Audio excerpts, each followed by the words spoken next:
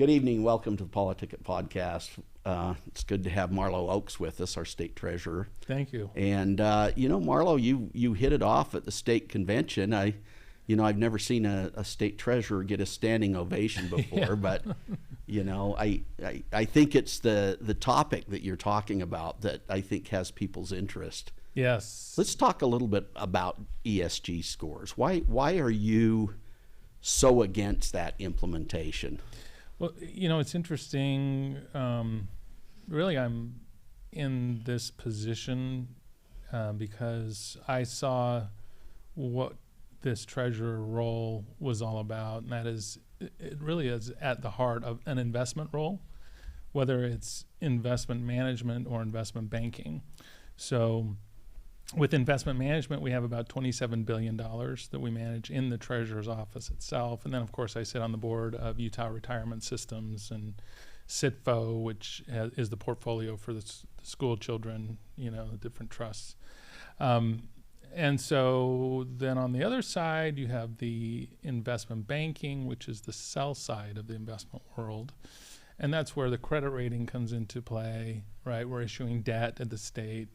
We're selling securities of the state, essentially, right? And that's really my background. So when I was on the job just a few weeks, I started hearing about boycotts, West Virginia, banks boycotting fossil fuel companies, and West Virginia was very concerned about this. And so I just thought, that sounds kind of weird. Right?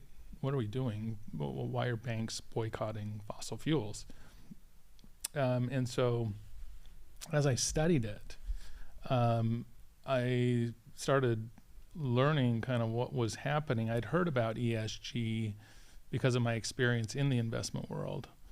But to see how far it had come was really kind of surprising to me. But even more than that was the tactics and the methods and what they were trying to do with ESG really became concerning. And so that's when I felt like I really needed to stand up and say something, because I have been in the industry, and it's really happening in the investment industry. That's kind of the tip of the spear, right? And so hopefully I can explain things in a way that make it understandable for people. And we can talk about things that we can do and maybe things that we shouldn't do, right? So like it or not, here I am, right? Yeah. Well, it seems to me when I started reading about it that this really undermines the fiduciary duty that people have when they're investing money, right? Because now all of a sudden, it's not just looking at their investment returns, right, to people, but it also has some political motivations behind it, and it says if your politics aren't the same as ours, yeah, then we should downgrade you, yeah, and make you pay a higher interest rate, right, or maybe even not loan to you at all. Right. Yeah. It really is the politicization of capital, even the weaponization of capital, right? So I like to kind of give people, I guess, background on where this came from. So if you think about different value-based investment strategies, socially responsible investing is probably the oldest strategy out there. In the United States, it really started with religious organizations. So Methodists and Quakers avoiding the slave trade, for example. Right. Today, it's often, industries like tobacco, firearms, gambling, things like that, right? Where maybe a faith-based organization decides that they don't want to participate in certain industries because they don't believe in those or whatever, right? And don't want to profit from those. So they avoid them. On the other side, so they might not want to invest in liquor, or they may not want to invest in anything that we might have sin taxes on. Right. Like sin stocks kind of thing, right? Yeah, and so that's known as negative screening, where you're actively screening for industries or companies that are driving profits in ways that go against your values. Right. Okay, so that's negative screening. On the other side is what I call positive screening or impact investing. And that's a newer phenomenon. Impact investing is really the idea that as an investor and somebody with social values, that I want to have an impact on society, right, with my money, then I will seek out solutions to problems that I want to find, basically solutions for, right? Right. And so it's most prevalent in venture capital, kind of private markets, where you can fund innovation. And so those are really the two major values-based investment strategies that very much have merit to them, and are perfectly legitimate. ESG is an outgrowth of socially responsible investing. And what makes ESG different is that ESG seeks to engage companies and the market to drive behavior that is politically motivated, right? So let's talk about the Green New Deal, right? So that didn't get through Congress. Well, activists and large pocketed interests saw that they could use the capital markets to drive this agenda through corporate America. And that's what we're seeing with ESG. And so basically what you have is wealthy individuals in the world, this is kind of what I believe happened, saying, all right, the climate is an existential threat, right? Anytime you're in an existential threat, right, it's kind of, you're going to go do basically anything to try and survive, right?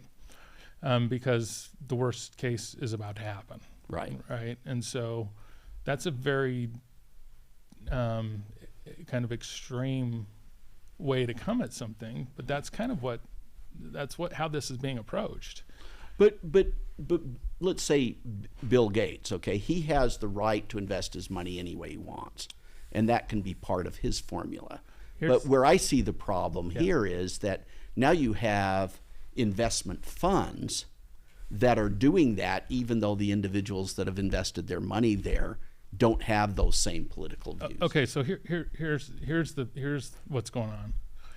You have large investment management firms, right? That and shareholder activists have gotten these investment firms to sign on to different kinds of pledges. There's one called Net Zero Asset Management Initiative.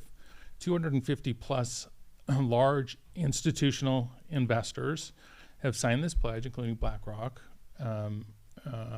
and others, which basically is a commitment to move towards net zero carbon emissions.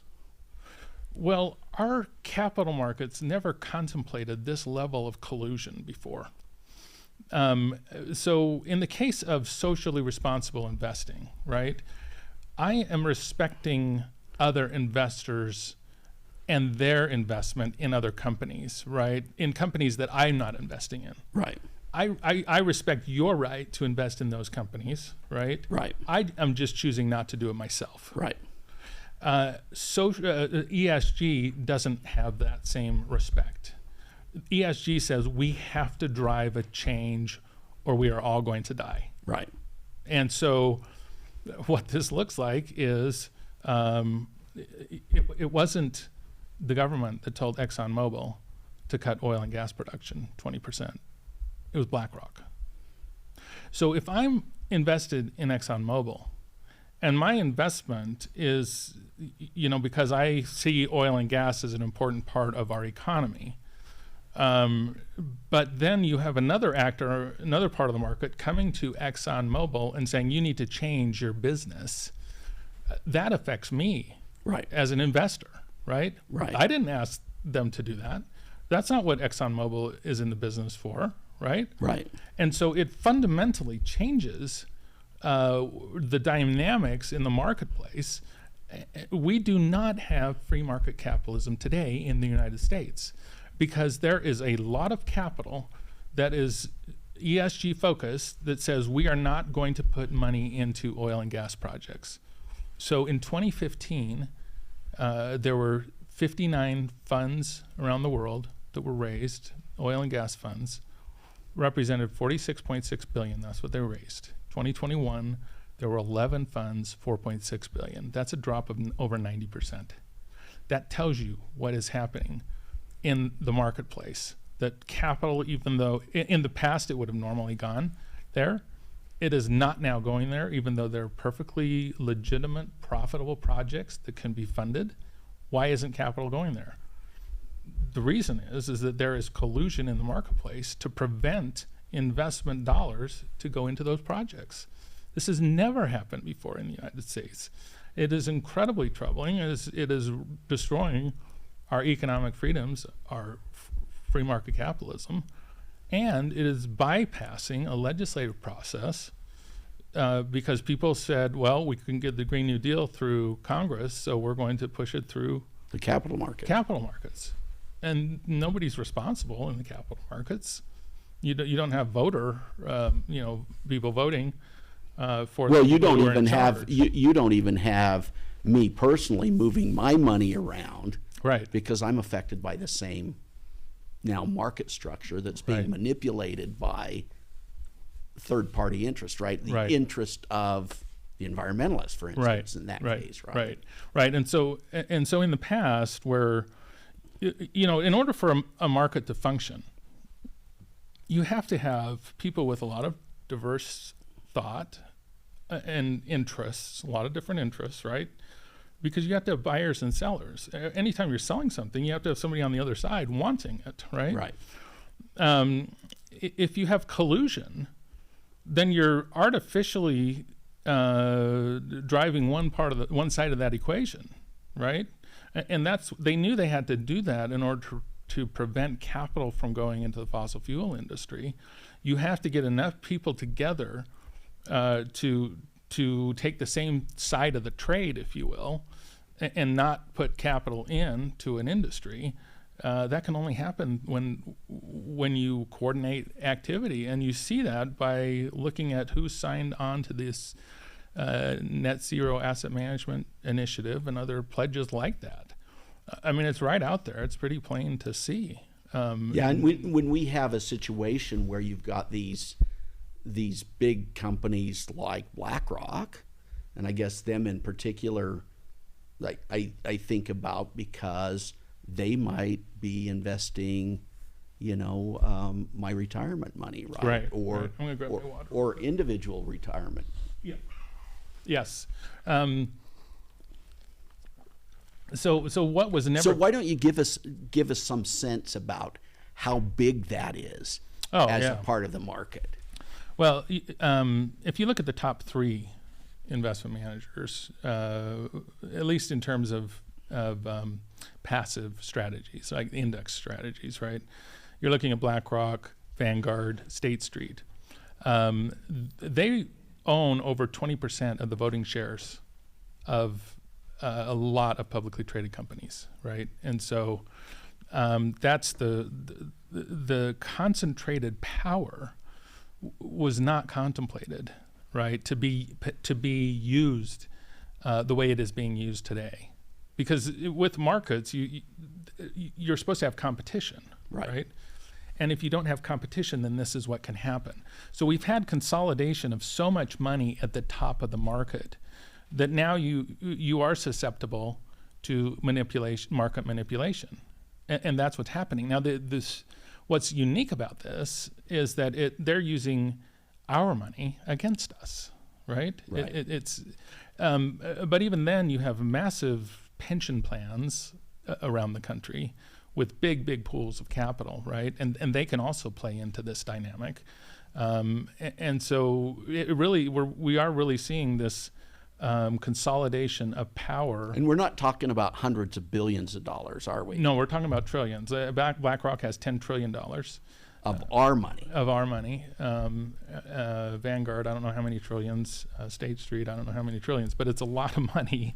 And so if you think about the United States, it was created with the idea of pluralistic institutions. The Constitution has separation of power, right?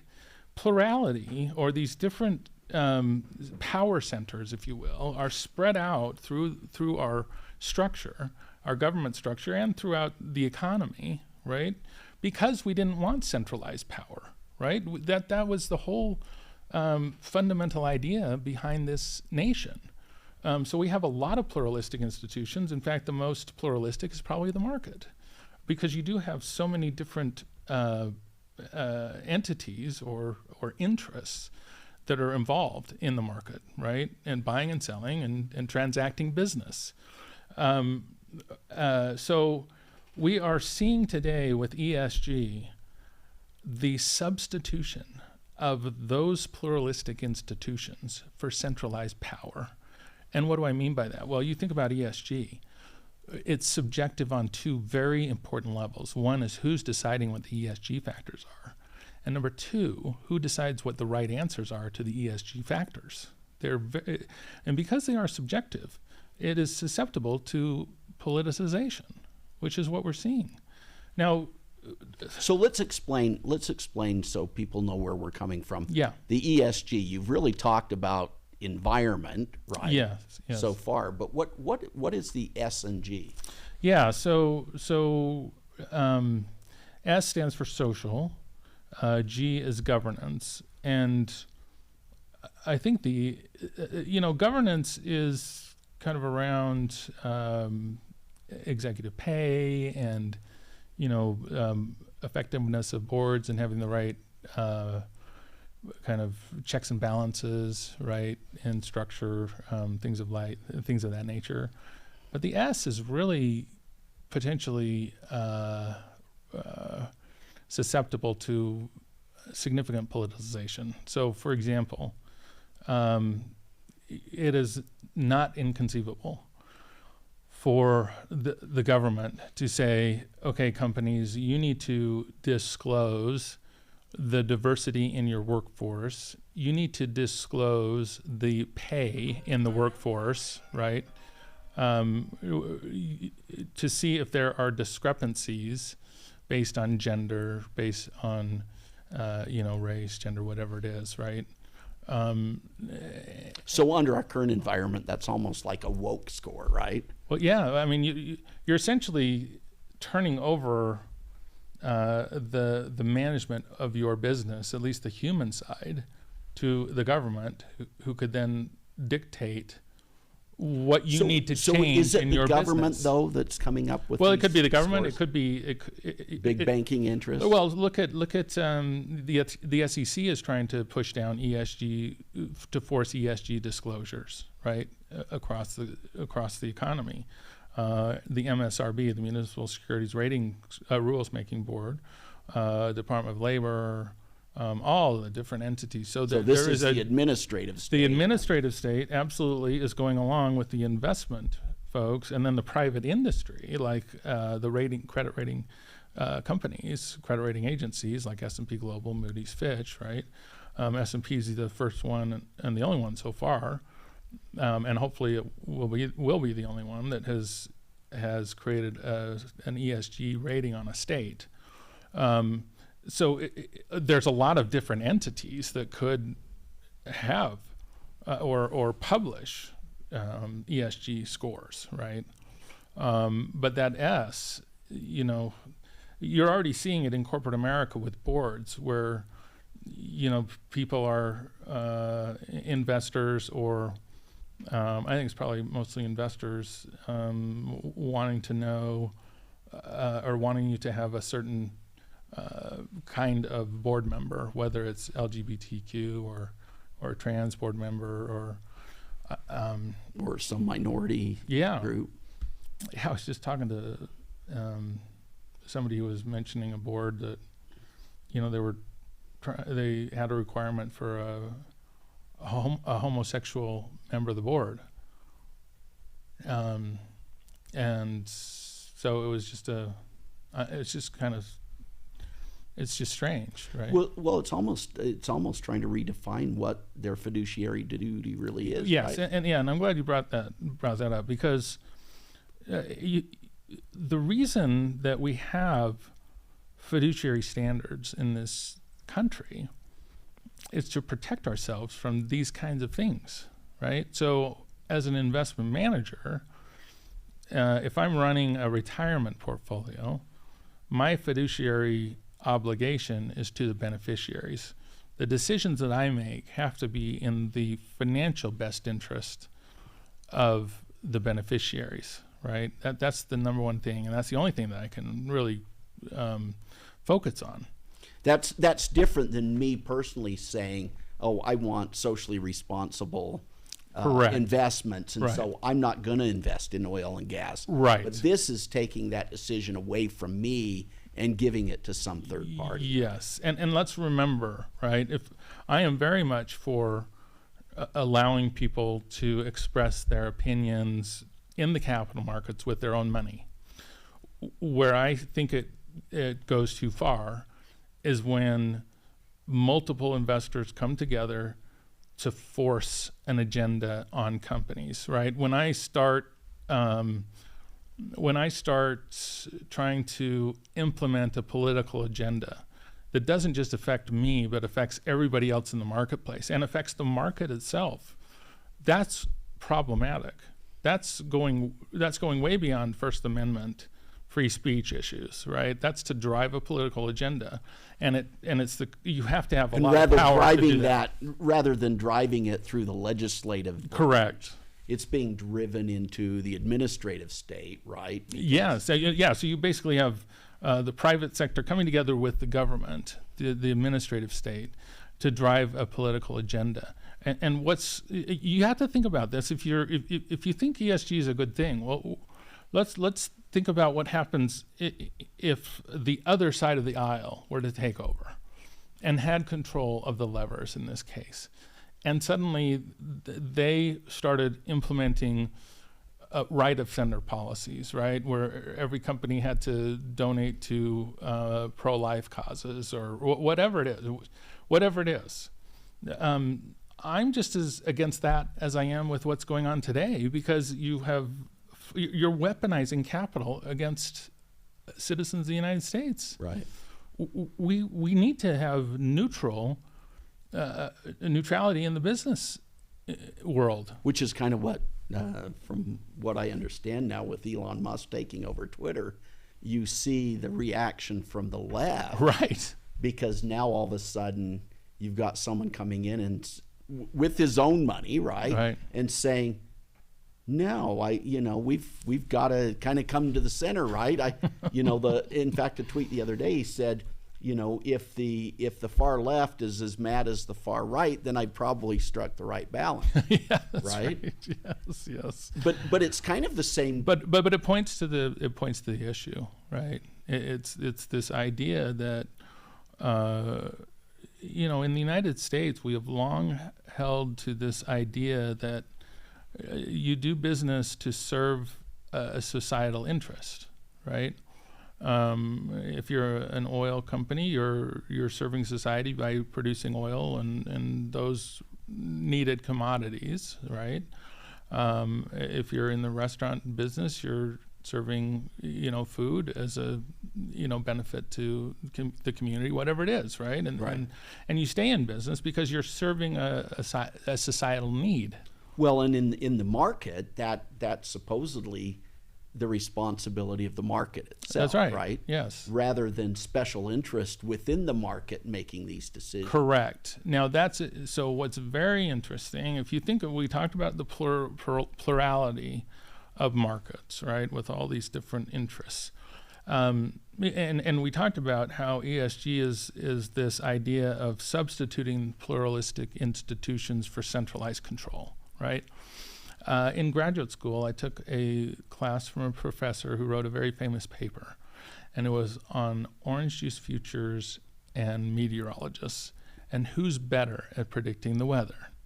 And you think about the meteorologist as sort of the scientist, the expert, right? The central planner, if you will, right? The government bureaucrat who knows this space really well, whatever it is, right? Well, it turns out the markets are better predictors of weather.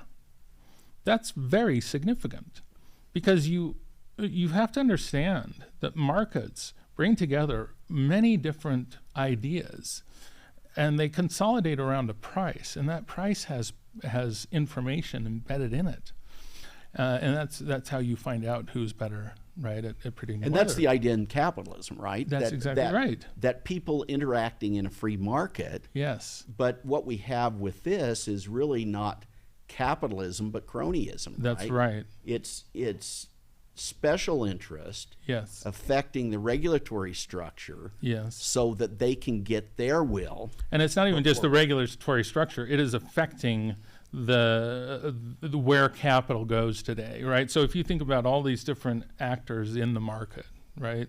And in a normal functioning market, you have somebody who doesn't want to invest in fossil fuel, and somebody who has another view and says that's a great investment, right? And so capital ultimately gets to where it should go based on people's different views. Right. The only way to change that is to bring as many people together to tell them that's a bad idea. We should not be providing money to an industry like fossil fuel. It's colluding. It literally is interrupting the natural market functions that we have in this country, and dictating where capital can and can't go. And if they can do it to fossil fuels, what's preventing them from doing it to anybody else or any other industry, right, that doesn't somehow go along with what is thought to be the correct ESG score? Right. Yeah. What, in their opinion, is the right answer, right? That's right. We're talking to Marlo Oakes. We're going to take a break. We'll be right back. Thank you. My name is Marlo Oakes, and I am the state treasurer for Utah. And it is a pleasure to speak to you. I am excited about the opportunity that we have to work together on a very important issue that affects all Americans, and that is ESG, environmental, social, and governance. And I need you to spend time getting up to speed on this issue, because it affects not just your money, but it also affects our constitutional form of government. How do we deal with differences among ourselves? We have a process in place. We have the legislative process. We also have the public square. ESG will affect both of those things very dramatically. And I need your help. I can't do this alone. We need to work together as Americans to come together, put down our differences, and fight this, which is a power that tries to overthrow really our form of government and our economic system. Thank you for your support. Marlo Oakes, State Treasurer of Utah. Welcome back. We've got with us tonight Marlo Oakes, and we've been talking about ESG scores, and you know, one of the things I thought about as we took a break was, why is the state treasurer of Utah concerned about this, and what impact might it have on our state?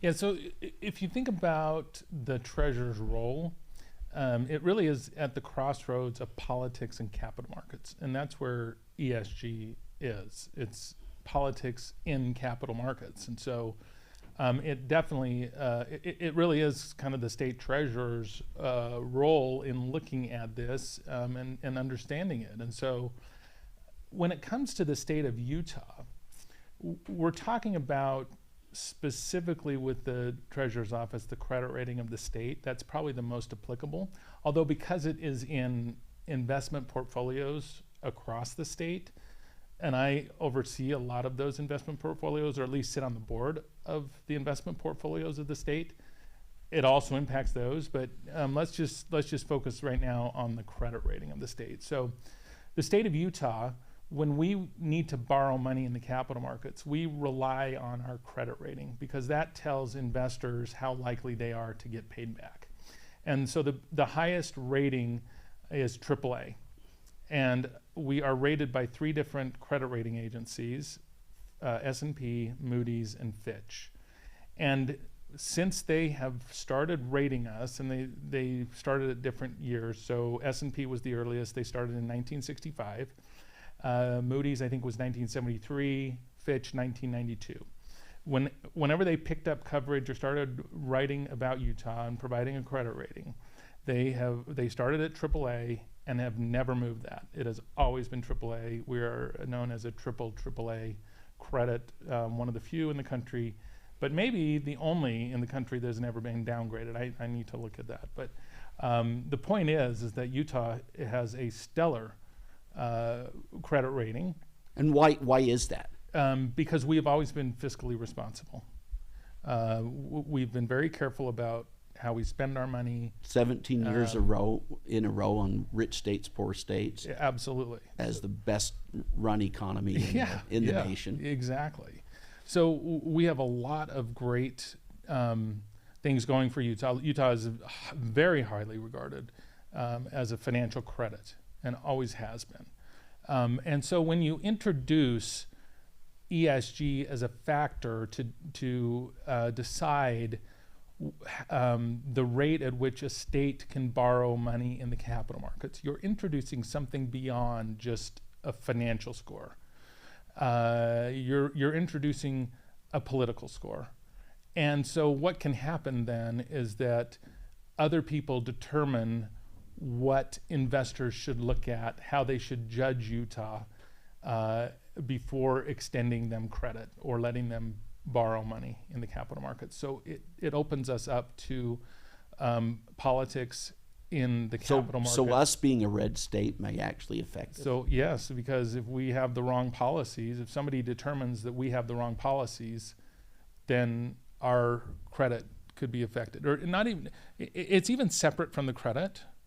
But the problem is when you separate, when you create a separate score, even if you don't touch the credit score, right? Even if our credit remained AAA, but then you're calling out a political score. You're calling out or shining a light on something that isn't even relevant to whether an investor will get paid back. If it is relevant to whether an investor gets paid back and it's in the ESG realm, then it should be in the credit score already. So there's no reason to pull it out. But when you do pull it out, then you're shining a light on something that is political and not necessarily relevant to get him paid back. That's very problematic because it can be manipulated to drive an agenda and to say Utah shouldn't be given the lowest rates in the market because of X, Y, or Z policy. In the case I give, or the example I give is maybe we're extracting too much oil, maybe our gun laws are too lax, any number of things. Right. And so that's the problem, is when you introduce politics into the equation, then it can be manipulated because it's subjective. And who's determining what the right answer is? Well, and see what I don't understand, I mean, those on the far left believe that capitalism is evil, right? And and they equate some of these things to capitalism, right? Yeah.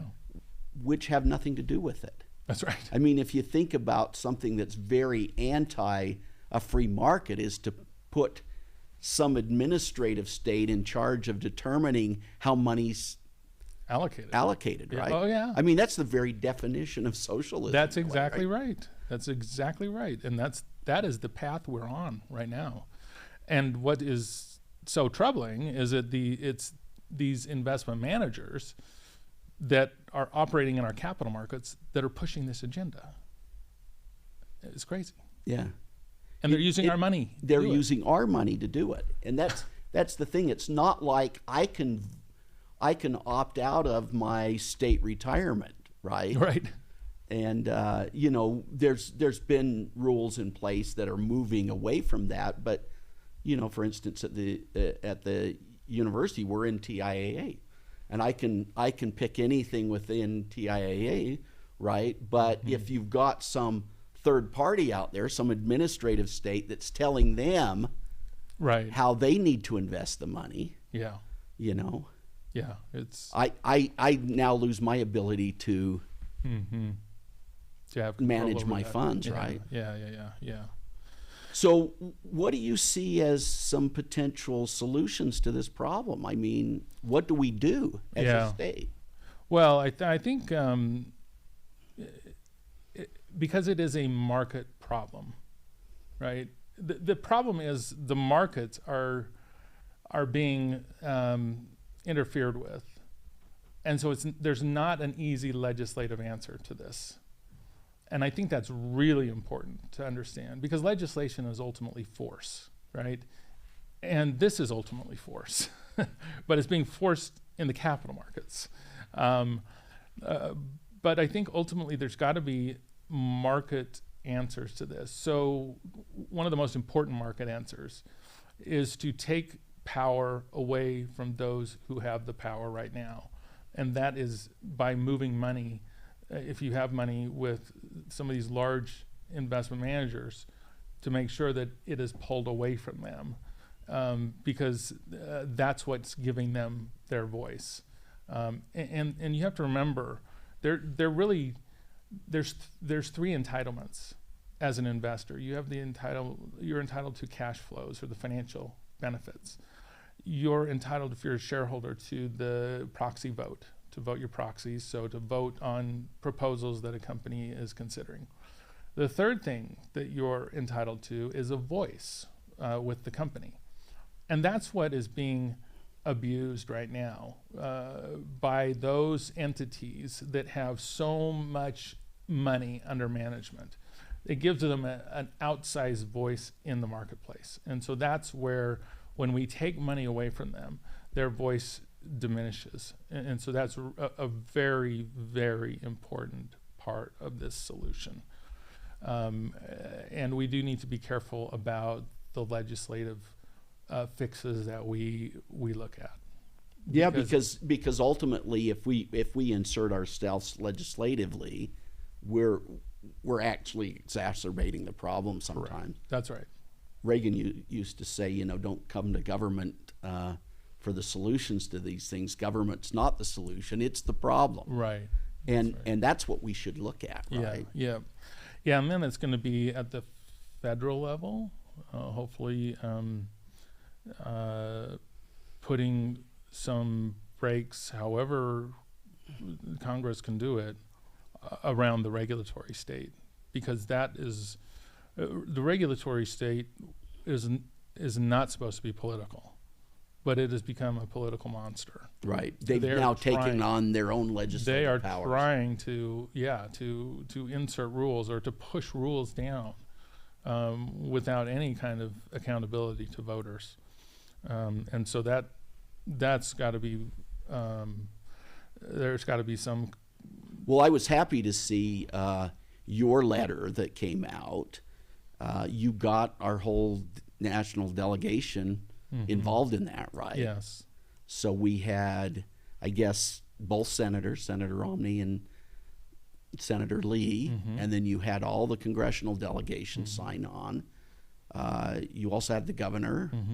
Who else? I guess your office. Yeah. Certainly. So all 5 constitutional officers: the governor, lieutenant governor, auditor, attorney general, treasurer, speaker of the House, president of the Senate. Right. I think it was an unprecedented letter in the history of the state. So how has that affected things? Have you gotten feedback on that? Oh yeah, no, it was a very important letter, I think, because it was both our federal delegation and our state officers, right, basically sending a message that as a state, we are unitedly against any kind of effort to politicize the capital markets, because it impacts us as a state, but it also impacts us as Americans, right? And so we don't want that. And I don't think any American should want that. I think this is really a bipartisan issue. Do you think other states are going to join in with that? Well, West Virginia has already. And I know that there are other states that are very much looking very closely at this, because they see the concern, right? They see the damage that is out there and where this is going. I mean, it's not good. Now, you as a state treasurer, you've actually taken this message to your national organizations too, right? Yes. And so, basically, I'll talk to whoever wants to talk about it, because it impacts the entire country. We're essentially, trading in our constitutional form of government for ESG scores.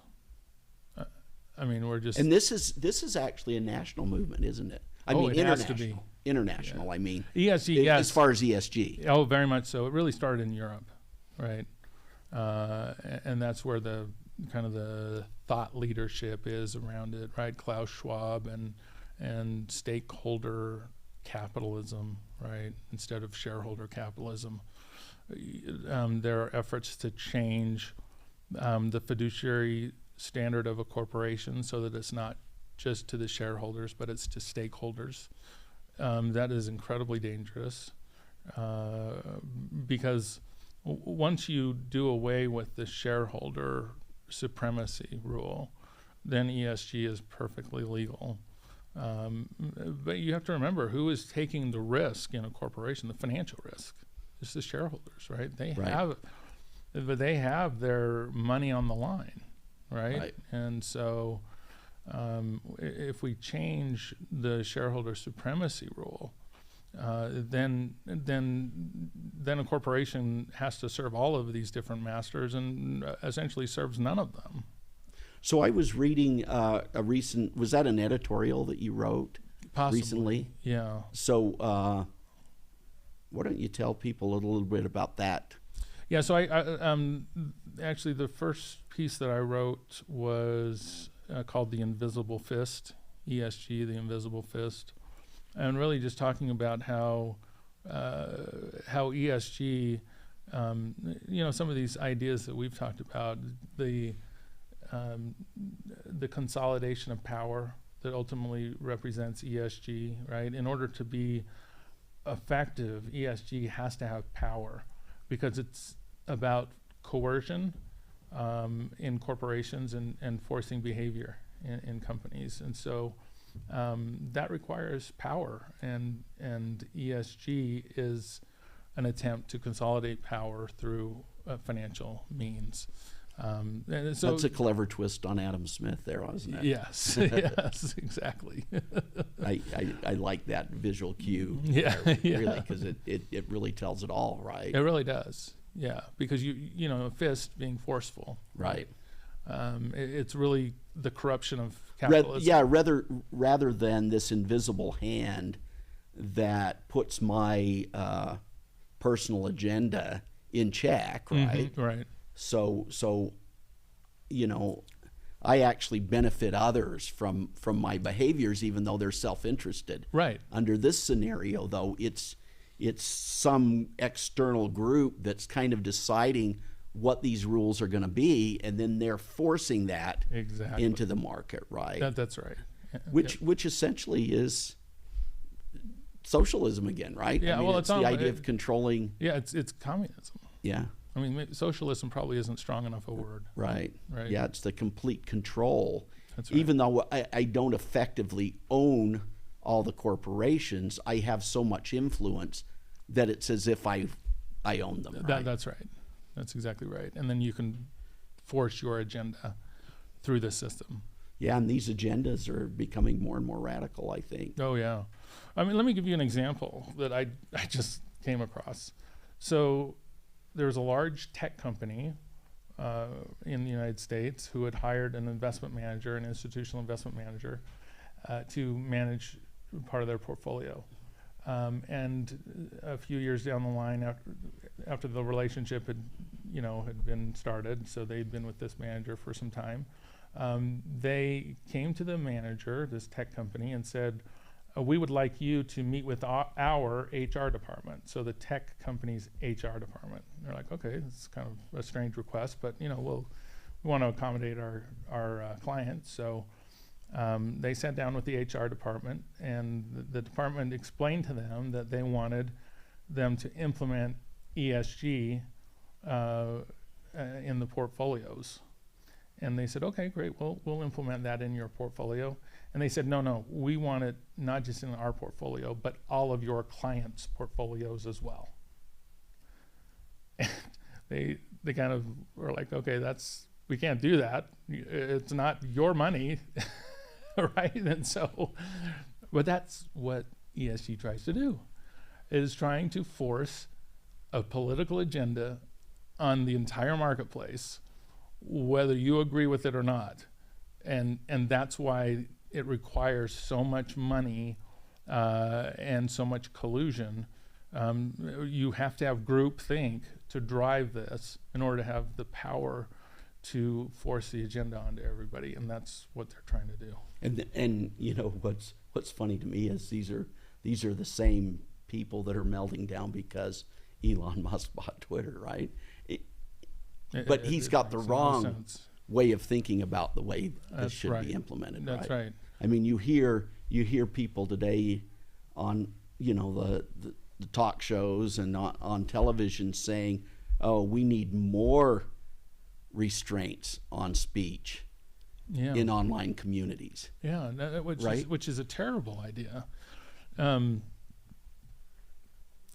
Thomas Jefferson, I was recently at the Jefferson Memorial in D.C., and there was a quote there that basically said, we shouldn't be afraid of bad ideas or wrong information so long as we have the ability to think and confront those bad ideas with other ideas. Right? The marketplace of ideas is very important, and we need to be able to engage with different ideas, even ideas that we don't agree with, because it helps our own thinking, right? And that's why I think this is a bipartisan issue. As Americans, we have always had the public square to debate and come together and figure out solutions to problems. Like our legislative bodies, that's what they do, right? Different ideas from different parties coming together and trying to find solutions. I think we've done that in Utah incredibly well over time, right? Finding solutions to difficult challenges. Right. ESG is seeking to do away with that and to force an agenda on everybody, not looking for ideas. They've already got that all figured out. Right? And they want to force it on everybody else. It will literally destroy our constitutional form of government and free market capitalism, and it's already doing that. Absolutely. Well, we're out of time, but we've been talking to Marlo Oakes. Marlo, thanks for coming in. I love what you're doing. I hope we can really think about this as citizens. Yeah, it's critical. It's critical that we work together. Anybody who cares about this country would be against ESG if they understand what it's all about. It's not about the environment. It's not about these other things. It literally is about control and coercion, and it will destroy our country. Absolutely. Well, we'll see you next week. Thank you.